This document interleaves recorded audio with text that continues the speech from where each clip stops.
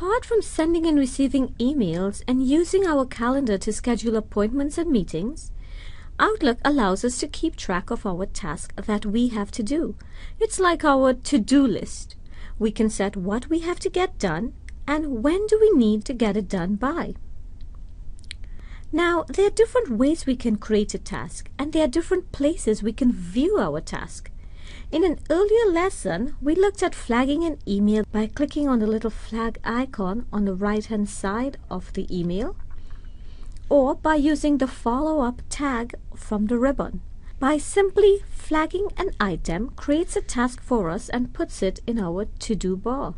We can create a task directly on the to-do bar by simply clicking inside of the Type a New Task box, and if we type in there, order snacks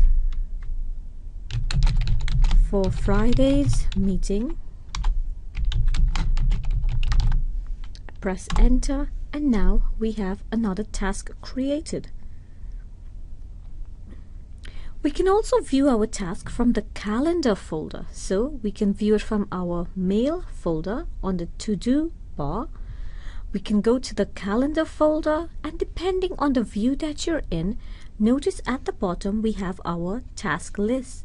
To add a task to this task list, we can simply click on an empty line in our task section and type in a task. So that's the second place we can view our task and create a new task. One last way we would look at to create a task is to go to the task folder. When we move to the task folder, we get a listing of all our tasks, and also notice how the ribbon changes, again to give commands that are associated with the task folder. From the ribbon, we can select New Task, which opens up a task form for us. We can fill in what the task is in the subject line, so I'll put Plan a Valentine's Dinner. I'll leave the start date blank for now, and the status will leave it as not yet started. The due date, however, let's put it for February 3rd. So everything must be planned before the 14th of February. So we'll set it as February 3rd. And the priority, we'll put it as high priority because we need to get this done. Now notice we can also set a reminder to remind ourselves that this task must be done. If we check the box, we are allowed to set a reminder, and we can choose when do we want to set this reminder for. So let's set a reminder for Monday the 30th at about 9 a.m. So it will remind ourselves that this task needs to be done. In the body of the task, we can write any details or information that we want. For example, I can do a breakdown of the dinner, or I can simply write send out invitations as soon as possible.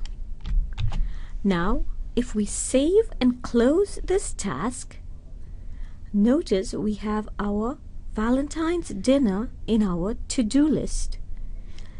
So we have looked at 3 different ways to create a task.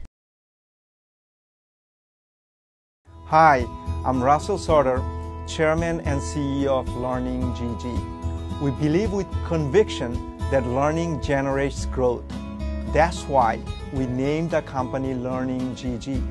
Our mission is to provide online video training that is effective, affordable, and accessible from your PC, tablet, and smartphone.